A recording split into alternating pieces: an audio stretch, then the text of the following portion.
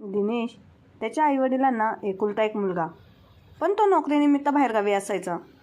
आईच्या निधनानंतर हरिभाऊ काकांना जोडीदार कोणीच नव्हते. त्यामुळे तो हरिभाऊ काकांना त्यांच्याकडे घेऊन गेला होता.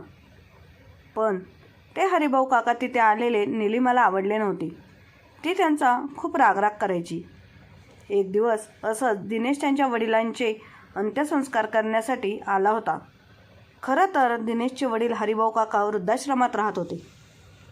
फार पूर्वी दिनेश त्यांना वृद्धाश्रमात सोडून गेला होता. तेव्हापासून ते याच वृद्धाश्रमात राहत होते. इथे राहता राहता प्रत्येकजण एका कुटुंबाप्रमाणे राहत होता. कारण आता आपल्या घरच्यांना आपल्याशी काही घेणं देणं नाही हे सत्य त्यांनी स्वीकारलं होतं. आणि आता जे काय आहे ते इथेच आहे. आता हे वृद्धाश्रमात त्यांचे घर आहे आणि इथे राहणारे लोकच त्यांचे कुटुंब आहे. हरिभाऊ काका त्यांच्या मृत्यूपर्यंत त्या वृद्धाश्रमातच राहिले. आणि जेव्हापासून दिनेश त्यांना वृद्धाश्रमात सोडून गेला तेव्हापासून एकदा दोनदा त्यांनी दिनेशसोबत बोलण्याचा प्रयत्न केला होता. परंतु दिनेशकडे त्यांच्याशी बोलण्यासाठी वेळ नसायचा. त्यामुळे हरिभाऊ काकांनी ही दिनेशला फोन करणे बंद केले होते. आणि आज बऱ्याच दिवसांनी दिनेशच्या मोबाईलवर कोणाचा तरी फोन आला, ज्याने त्याला सांगितले की दिनेशचे वडील हरिभाऊ काका यांचा मृत्यू झाला आहे आणि त्याच्यावर अंत्यसंस्कार करण्यासाठी त्यांच्या मुलाला म्हणजे दिनेशला वृद्धाश्रमात यावं लागेल. वृद्धाश्रमात आल्यानंतर दिनेश वडिलांच्या अंत्यसंस्कारासाठी गेला आणि वडिलांचे अंत्यसंस्कार केल्यानंतर पुन्हा वृद्धाश्रमात परतला. आपल्या वडिलांच्या वस्तू पाहण्यासाठी आणि त्या घेऊन जाण्यासाठी. खरं तर मरण्याआधी हरिभाऊ काकांनी आपल्या एका मित्राला सांगितले होते की त्यांच्या मृत्यूनंतर जर त्यांचा मुलगा अंतिम संस्कार करण्यासाठी आला तर त्यांची एक शेवटची इच्छा होती आणि ती शेवटची इच्छा एका कागदावर लिहून त्यांच्या बॉक्समध्ये ठेवली होती. जेव्हा दिनेश अंतिम संस्कार करण्यासाठी आला तेव्हा त्यांच्या मित्राने त्याला त्याचे शेवटचे इच्छापत्र आणि बॉक्सबद्दल सांगितले. ते पाहण्यासाठी दिनेश वृद्धाश्रमात परतला होता. वृद्धाश्रमात पोहोचल्यानंतर दिनेशने वडिलांचा बॉक्स उघडला. त्यामध्ये काही जुन्या वस्तू पडल्या होत्या. दिनेशला त्या वस्तूमध्ये त्याच्या उपयोगाची कोणतीही वस्तू वाटली नाही. दिनेशने ते पत्र शोधायला सुरुवात केली, जे त्या बॉक्सच्या सर्वात खालच्या तळाला एका पेपरखाली ठेवले होते. दिनेशने त्याच्या वडिलांनी लिहिलेले शेवटचे पत्र उचलले आणि ते पत्र तो वाचू लागला. त्याला त्याच्या वडिलांची शेवटची इच्छा जाणून घ्यायची होती, म्हणून तो ते पत्र वाचू लागला. ते पत्र हातात घेऊन जसा तो वाचू लागला तशा त्याच्या डोळ्यातून अश्रुधारा वाहू लागला. आणि तो स्वतःवर ताबा ठेवू शकत नव्हता, कारण त्या ठिकाणी त्याच्यासोबत त्याची बायकोसुद्धा आलेली असते. त्याची पत्नी निलिमासुद्धा तेथे खोलीत उभी असते. स्वतःच्या नवऱ्याला असे रडताना पाहून ती त्याला विचारते, काय झालं दिनेश, तुम्ही असे का रडत आहात? मान्य आहे तुमच्या वडिलांचा नुकताच मृत्यू झाला आहे, पण एक ना एक दिवस सगळ्यांना जावेच लागते. तुम्ही स्वतःला इतका त्रास करून घेऊ नका. यात रडण्यासारखे काहीही नाही. दिनेश त्याचे अश्रू जितके पुसत होता तितकेच अश्रू त्या डोळ्यातून पडत होते. आज त्याची इच्छा असूनही तो त्याचे अश्रू थांबवू शकत नव्हता. सतत वाहणारे अश्रू पाहून निलिमा त्याला विचारते की असं नेमकं काय लिहिलं आहे तुमच्या वडिलांनी, जे वाचून तुमचे रडणे थांबतच नाही? मलाही दाखवा ते पत्र. परंतु जेव्हा निलिमाने ते पत्र वाचायला सुरुवात केली तेव्हा ती जागेवरच स्तब्ध झाली. तिच्या तोंडून आवाजच निघत नव्हता. ती काहीच न बोलता एका जागेवर उभी राहिली. दिनेश तिथेच बसून त्याच्या वडिलांच्या फोटोकडे बघून रडू लागला. तो रडता रडता आपल्या वडिलांची माफी मागू लागला. तो रडत रडत बोलत होता की बाबा प्लीज मला माफ करा. माहीत नाही पण का मी तुमच्या बोलण्यावर विश्वास ठेवला नाही. मी तुमच्या व्यतिरिक्त म्हणजे प्रत्येक व्यक्तीच्या बोलण्याला महत्त्व दिले, परंतु तुमच्या बोलण्याला काहीच महत्त्व दिले नाही. शिवाय कधीच तुम्हाला माझा वेळही दिला नाही. मी माझ्या आयुष्यातली सर्वात मौल्यवान गोष्ट आज गमावली.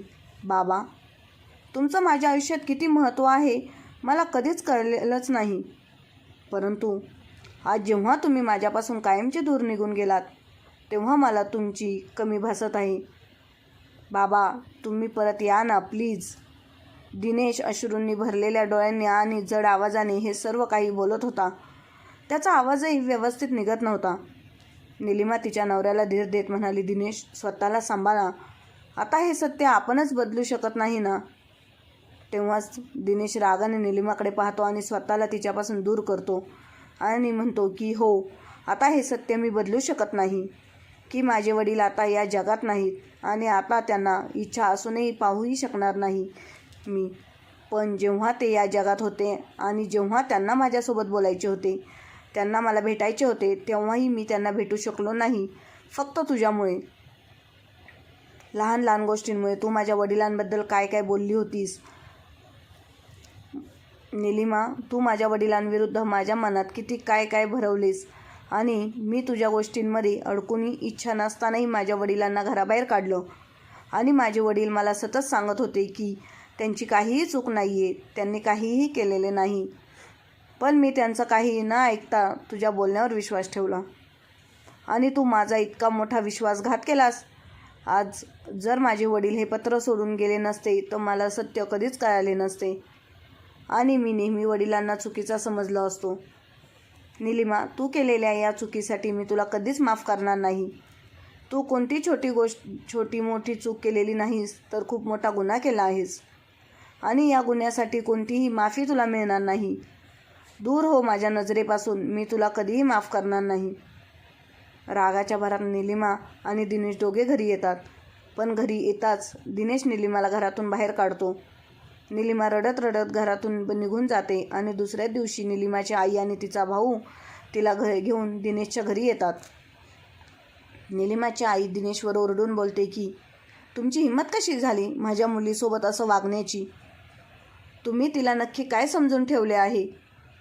तुम्ही माझ्या मुलीला धक्के देत घराच्या बाहेर काढले. तुमची हिंमत कशी झाली? तुम्हाला माहीत नाही का मी तुमच्यासोबत काय करू शकते? तेव्हा दिनेश रागातच म्हणाला की काय करणार तुम्ही? बोला, काय करू शकता तुम्ही? तुम्हाला जे करायचं आहे ते करा, पण आता या बाईला माझ्या घरात जागा नाही. तुम्हाला माहीत आहे तुमच्या मुलीने काय केले आहे? निलिमाची आई दिनेशला रागातच बोलताना पाहून थोडी शांत होऊन म्हणाली, असं काय केलं आहे माझ्या मुलीने ज्यामुळे तुम्ही तिला घराबाहेर हाकलून दिले? तेव्हा दिनेश त्याच्या सासूला म्हणाला की हे तुम्ही तुमच्या मुलीला का नाही विचारले की तिने काय केले आहे? निलिमा खाली मान घालून उभी असते. तेव्हा दिनेशची सासू पुन्हा त्याच्याकडे पाहते. तेव्हा दिनेश म्हणतो की ही तर काही सांगणार नाही तुम्हाला, पण मी सांगतो तुम्हाला तिने काय केले आहे. खरं तर तुमच्या मुलीला सुरुवातीपासूनच एकटे राहणे पसंत होते आणि माझ्या वडिलांचे घरात राहणे तिला आवडत नव्हते. तुमची मुलगी मला नेहमी सांगायची की आपण बाबांना वृद्धाश्रमात का नाही ठेवत, पण मला माझ्या वडिलांना वृद्धाश्रमात ठेवायचे नव्हते. मग हळूहळू निलिमाने डाव खेळायला सुरुवात केली, जेणेकरून माझे वडील माझ्या नजरेत वाईट होतील. निलिमाने खूप डावपेच खेळले, पण जेव्हा त्याचे काहीच झाले नाही तेव्हा तिने वडिलांना त्रास द्यायला सुरुवात केली. कधी त्यांच्या जेवणात जास्त मीठ टाकायची तर कधी जेवणात मिरची टाकायची. अशीच ती वडिलांना त्रास देऊ लागली. मी वडिलांसाठी आंघोळीला पाणी गरम दिले तर ही त्यात बर्फाचे तुकडे टाकून पाणी मुद्दाम थंड करायची. परंतु मला या गोष्टी कधीच काहीच माहीत नसायच्या. मला तर हे सर्व कधी कळलंच नसतं. इतके सगळे सहन करूनही वडिलांनी कधीही हिची तक्रार केली नाही, कारण की माझ्या कुटुंबात कोणतेही विघ्न नको म्हणून. पण तरीही हिला जराही लाज वाटली नाही आणि तिने आपले वाईट काम चालूच ठेवले. पण मला या सगळ्या गोष्टींबद्दल काहीच माहीत नव्हती. मी विचार करत होतो की निलिमा खूप चांगली आहे आणि माझ्या वडिलांची खूप काळजी घेते, पण सत्य काही वेगळंच होतं. असंच एक दिवस मी ऑफिसमधून आलो तेव्हा निलिमाने मला सांगितलं की दिनेश, मी माझ्या कपाटात काही दागिने ठेवले होते, पण आता मला ते दागिने मिळत नाही आहेत. तेव्हा मी निलिमाला म्हणालो, कदाचित तू लक्ष दिले नसशील आणि तू कुठेतरी ठेवले असतील, बघ, नीट शोध. जर दागिने घरी ठेवले असेल तर ते कुठे जाणार? तेव्हा निलिमा म्हणाली, बघा दिनेश, घरात तुम्ही आणि बाबांशिवाय दुसरं कोणीही नाही, मग दागिने गेले कुठे? हे सर्व ऐकून मला खूप राग आला आणि मी निलिमावर ओरडलो की हे तू काय बोलत आहेस? वडिलांबद्दल असा विचार तुझ्या मनात आलाच कसा? बाबांना दागिने चोरण्याची काय गरज आहे? सर्व काही तर त्यांचेच आहे. निलिमा त्यावेळेस काहीच बोलली नाही. पुन्हा काही दिवसांनी जेव्हा आम्हाला एका नातेवाईकाच्या पूजेला जायचे होते तेव्हा निलिमाने मला सांगितले की तिच्या कपाटात ना तिचे दागिने आहेत ना तिच्याकडे ठेवायला दिलेले पैसे आहेत, जे मी तिला काही दिवसांपूर्वी सुरक्षित ठेवण्यासाठी दिलेले होते. निलिमाने जेव्हा मला हे सगळं सांगितलं तेव्हा माझ्या पायाखालची जमीनच सरकली. कारण मी नवीन घर विकत घेण्यासाठी माझ्या आयुष्यभराची कमाई वाचवली होती. मी अनेक वर्षापासून जोडलेले पैसे अचानक गायब झाले होते. त्यामुळे मी खूप काळजीत पडलो आणि मी निलिमाला म्हणालो, निलिमा बघ कुठेतरी ठेवले गेले असतील. मी आणि निलिमा दोघेही वेड्यासारखे संपूर्ण घरात पैसे शोधू लागलो, पण आम्हाला ना पैसे सापडले ना निलिमाचे दागिने. तेवढ्यात बाबा मॉर्निंग वॉकवरून फिरून नुकतेच घरी आले होते आणि निलिमा बाबांना पाहतच म्हणू लागली, दिनेश आज तुम्ही काहीही बोललात तरी चालेल, पण मी चोर शोधून काढल्याशिवाय राहणार नाही. असं म्हणत निलिमा बाबांच्या खोलीत शोधू लागली. बाबा म्हणाले की तुम्ही हे सगळे काय करत आहात आणि असं अचानक माझ्या खोलीत सर्व सामान का हलवत आहात. तेव्हा निलिमा म्हणाली, ती चोराला पकडण्याचा प्रयत्न करत आहे. ज्या चोराने चोरी केली आहे त्याला सर्वांसमोर आणण्याचा माझा प्रयत्न आहे. निलिमा सर्व सामान शोधू लागली आणि मग बाबांच्या कपाटातून निलिमाचे दागिने खाली पडले, जे वडिलांच्या कपाटामध्ये ठेवले होते. हे सर्व पाहून मी खूप घाबरलो आणि मलाही वाटले की कदाचित निलिमा बरोबरच बोलत होती. मीच तिला चुकीचा समजलो होतो. या सर्व गोष्टींचा विचार करून मी निलिमाच्या म्हणण्यानुसार बाबांना वृद्धाश्रमात पाठवून दिले. जेव्हा बाबा वृद्धाश्रमात जायला तयार नव्हते तेव्हा मी स्वतः त्यांचे कपडे पॅक केले आणि त्यांना म्हणालो की एक तर तुम्ही स्वतः खोलीतून बाहेर या, नाहीतर आम्ही हे घर सोडून निघून जाऊ. एवढं बोलून मी खोलीतून बाहेर आलो आणि काही वेळाने वडीलही त्यांची बॅग घेऊन खोलीतून बाहेर आले. बाबांचे डोळे पूर्णपणे सुजलेले होते. कदाचित ते रात्रभर रडत होते.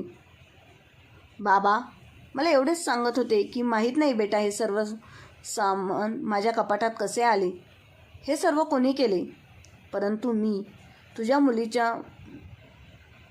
बोलण्यात अडकून त्याचे काहीही म्हणणे ऐकले नाही. तुमच्या मुलीच्या बोलण्यात अडकून मी काहीही म्हणणे ऐकले नाही आणि त्यांना वृद्धाश्रमात घेऊन आलो.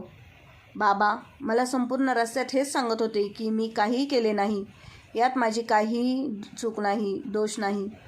बाळा मला आश्रमात पाठवू नकोस.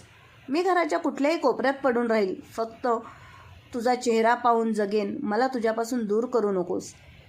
तुझ्या आईच्या मृत्यूनंतर तू माझा एकमेव आधार आहेस. तू पण मला असं सोडलं तर मी जगू शकणार नाही. बाबा मला पुन्हा पुन्हा सांगत होते, पण मी तुमच्या मुलीच्या सांगण्यावरून त्यांना वृद्धाश्रमात सोडले आणि पुन्हा मागे वळून कधीच पाहिले नाही. आणि आता 2 दिवसापूर्वी वृद्धाश्रमाच्या मॅनेजरने मला फोन केला आणि मला सांगितले की तुमच्या वडिलांचा मृत्यू झाला आहे. जेव्हा मी वृद्धाश्रमात पोहोचलो तेव्हा मी पाहिले की माझे बाबा जमिनीवर पडले आहे आणि त्यांनी माझा फोटो छातीवर ठेवला होता. खरं तर ज्यांनी बाबांना सकाळी सगळ्यात आधी उठून पाहिले होते त्यांनी सांगितले की बाबा रात्रीपासून माझा फोटो छातीशी लावून असेच खुर्चीवर बसले होते. सकाळी उठून त्यांनी जेव्हा जाऊन पाहिले तेव्हासुद्धा माझे बाबा असेच बसून माझा फोटो छातीशी धरून बसले होते. पण त्या मुलांनी जाऊन जसं वडिलांना थोडे हलवलं तर बाबा खाली जमिनीवर पडले. त्यांनी डॉक्टरांना बोलावून तपासणी केली तेव्हा मला कळले की बाबा आता राहिले नाहीत, ते हे जग सोडून गेले होते. मी माझ्या वडिलांसाठी दुःखी होतो, पण हद्द तर तेव्हा झाली जेव्हा मला तुमच्या मुलीचे सत्य कळले. आणि हे सत्य मला कधीच कळले नसते जर माझ्या वडिलांच्या मित्राने मला माझ्या वडिलांच्या शेवटच्या पत्राबद्दल सांगितले नसते. तर त्यांनी मला सांगितले की माझ्या वडिलांनी माझ्यासाठी एक शेवटचे पत्र सोडले आहे आणि माझ्या वडिलांची शेवटची इच्छा होती की मी त्यांनी पत्रात लिहिलेली इच्छा पूर्ण करावी. मी जेव्हा वृद्धाश्रमात पोहोचल्यावर बाबांनी घरून आणलेली बॅग उघडली. त्यात बाबांच्या काही जुन्या वस्तू पडलेल्या होत्या. ती बॅग उघडल्यावर मला तळाशी एक चिठ्ठी सापडली आणि ती चिठ्ठी म्हणजे माझ्या वडिलांचे शेवटचे पत्र होते, जे त्यांनी माझ्यासाठी लिहिले होते. तुम्हाला जाणून घ्यायचे नाही का सासूबाई की त्यात माझ्या वडिलांनी माझ्यासाठी काय लिहिले होते, जे वाचून मी तुमच्या मुलीचा इतका तिरस्कार करू लागलो. दिनेश त्याच्या डोळ्यातील अश्रू पुसत म्हणाला, सासूबाई माझ्या वडिलांनी लिहिलेल्या पत्रात मला त्यांनी सर्व गोष्टी सांगितल्या. की मी शाळेला गेल्यावर निलिमा त्यांना किती त्रास द्यायची. खाणे पिणे आंघोळ आणि इतकेच नव्हे तर बाबांचे घरात राहणे देखील कठीण केले होते आणि बाबा हे सर्व माझ्यासाठी सहन करून घेत होते. आणि मी मूर्ख इतके समजू शकलो नाही. अगदी शेवटच्या पत्रातही त्यांनी फक्त त्यांच्या निर्दोषतेबद्दल लिहिले होते. त्यांनी लिहिले होते की ज्या दिवशी आम्हा दोघांना पिकनिकला जायचे होते त्या दिवशी ते पहाटेपासून घराबाहेर नव्हते आणि त्यांचे कारण म्हणजे निलिमाने बाबांना सांगितले होते की माझे बाबा खूप आजारी आहेत, दिनेशला यायला वेळ लागेल, म्हणून तुम्ही एकदा जाऊन त्यांना बाबांना बघून या. वडिलांनी माझ्याशी बोलायला सांगितले पण निलिमाने माझे त्यांच्याशी बोलणे केलेच नाही आणि म्हणाली की माझा फोन सापडत नाही आहे. तेव्हा बाबा तुमच्या घरी गेले होते सासूबाई. दिनेशची सासू म्हणाली, तुम्ही कुठल्या दिवसाबाबत बोलत आहात दिनेशराव? त्यानंतर दिनेशने सासूला तारीख वार सगळं काही सांगितलं आणि म्हणाला, मी या दिवसाची गोष्ट सांगत आहे सासूबाई. तेव्हा ती म्हणाली, पण मी त्या दिवशी घरीच नव्हते, मी शहराबाहेर गेले होते काही महत्त्वाच्या कामासाठी. तेव्हा दिनेश डोळ्यातून वाहणाऱ्या अश्रूंना पुसत हसत म्हणाला, हेच तर सासूबाई, जर त्या दिवशी तुम्ही घरी नव्हताच तर तुमची लाडकी मुलगी बाबांशी खोटं का बोलली आणि तिने मला सांगितले की बाबा बागेत फिरायला गेले आहेत, आता येतच असतील. आणि बाबा घरी येताच ती त्यांच्यावर रागावली आणि मी इतका मूर्ख होतो की मी माझ्या वडिलांचे एकदाही ऐकले नाही. ते बिचारे मला समजवत राहिले पण बायकोच्या बोलण्याने मी इतका अंधारा झालो होतो की मला काहीच दिसत नव्हते. माझ्या मनात हा सुद्धा विचार आला नाही की निलिमाला कसे कळाले कपाटाच्या कोणत्या भागात आणि कोठे दागिने लपवून ठेवले आहेत. ते कपाट उघडताच निलिमाला पाहता क्षणी सापडले. त्यावेळेस मी हा सुद्धा विचार केला नाही की जर बाबांनी चोरी केली असती तर चोरलेले दागिने त्यांच्याकडे असते तर त्यांनी त्या चोरलेल्या दागिन्यांचे काय बरे केले असते, कारण त्यांना माझ्याशिवाय दुसरे कोणीही नव्हते. कारण त्यावेळेस माझं डोकं काम करतच नव्हतं. म्हणतात ना, वाईट वेळ सांगून येत नाही, पण माझा वाईट काळ नुकताच सुरू झाला आहे आणि माझ्या मूर्खपणामुळे माझ्या वडिलांचा देखील वाईट काळ सुरू झाला होता. मी माझ्या वडिलांचे जीवन नरक बनवले. एवढंच सगळं लिहून झाल्यावर बाबांनी त्यांची शेवटची इच्छा त्या पत्रात लिहून ठेवली होती. आणि तुम्हाला माहीत आहे सासूबाई, त्यांची शेवटची इच्छा काय होती? मी तुमच्या मुलीला घरातच ठेवावे आणि माझ्या कुटुंबासोबत आनंदाने राहावे, अशी त्यांची शेवटची इच्छा त्यांनी लिहून ठेवली होती. त्यांना फक्त त्यांचे निर्दोषत्व माझ्यासमोर सिद्ध करायचे होते. त्यांनी तुमच्या मुलीला गुन्हेगार म्हणून सिद्ध केले नाही, तर त्यांनी स्वतःला फक्त निर्दोष सिद्ध केले. आणि त्यांचे माझ्यावर किती प्रेम आहे जे मी कधीच पाहू शकलो नाही. आई वारल्यापासून त्यांनी मला क्षणभरही कमीपणा जाणवू दिला नाही, पण मी माझ्या वडिलांना त्यांच्या शेवटच्या क्षणीही सन्मानाचे जीवन दिले नाही. जर मी माझ्या वडिलांना सोडले नसते तर कदाचित माझे वडील आज माझ्यासमोर जिवंत राहिले असते. कदाचित मी माझ्या वडिलांना पाहू शकलो असतो, त्यांच्यासोबत प्रत्येक गोष्ट बोलू शकलो असतो. मी एकदा त्यांचे ऐकले असते आणि त्यांच्यावर विश्वास ठेवला असता तर आज असे झाले नसते. हरिभाऊ काकांचे शेवटचे पत्र ऐकल्यानंतर दिनेशच्या सासूबाईंच्या डोळ्यातून अश्रू वाहू लागले आणि त्या स्वतःला रोखू शकल्या नाहीत. आणि विचार न करता, काही न बोलता त्यांनी त्यांच्या मुलीच्या 3-4 कानाखाली मारल्या आणि कानाखाली मारताना म्हणाल्या, मला तुझ्यासारखी मुलगी झाली नसती तर ते बरे झाले असते. मी तर तुला असे संस्कार दिले नव्हते. मग हे सगळं तू कुठून शिकलीस? तू एकदाही विचार केला नाही का? जे काही तू तुझ्या सासऱ्यांसोबत करत आहेस तसं तुझ्या आईवडिलांसोबत झाले तर तुला कसे वाटेल? दिनेशच्या सासूने तिच्या मुलीला खूप काही सुनावले आणि अनेक गोष्टींची तिचा अपमानही केला. पण जाता जाता थांबून दिनेशची सासू त्याला म्हणाली की दिनेश बेटा, या क्षणी तुमच्या मनात काय चालले आहे ते मी समजू शकते आणि मी तुम्हाला माझ्या मुलीला त्वरित माफ करण्यास सांगणारही नाही. परंतु मी तुम्हाला हे नक्की सांगेन की तुमचे वडील ज्यांच्यावर खूप प्रेम करत होतात ज्यांना गैरसमजामुळे तुम्ही स्वतःपासून दूर केलं, जर तुम्ही तुमच्या वडिलांचा आदर करत असाल तर तुम्ही त्यांच्या निर्णयाचा देखील आदर केला पाहिजे.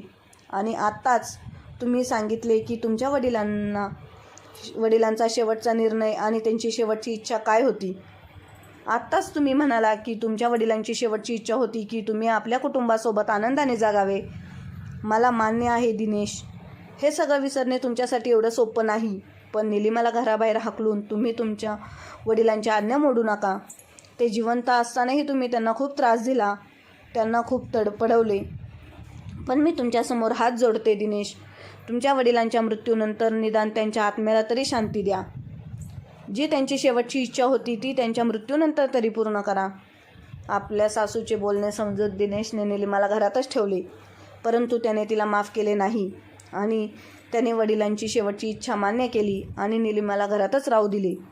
आणि आता तिच्या नवऱ्याचं तिच्याशी वागणं पाहून ती रात्रंदिवस स्वतःलाच विचारत राहिली की तिने का आपला सोन्यासारखा चाललेला संसार उद्ध्वस्त केला.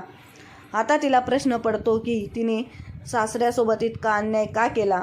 त्याची काय चूक होती की त्यांना त्यांच्या मुलामुळे इतका त्रास सहन करावा लागला. आता निलिमाला तिची चूक कळली, पण दिनेशने तिच्या चुकांना माफ केले नाही.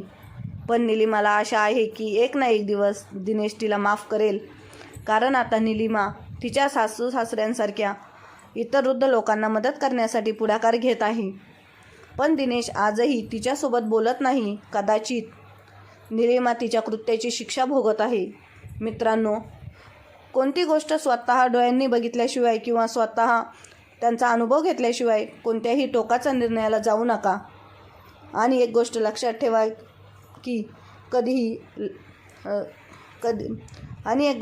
ठेवा की सत्य कधीही लपून राहत नाही. धन्यवाद.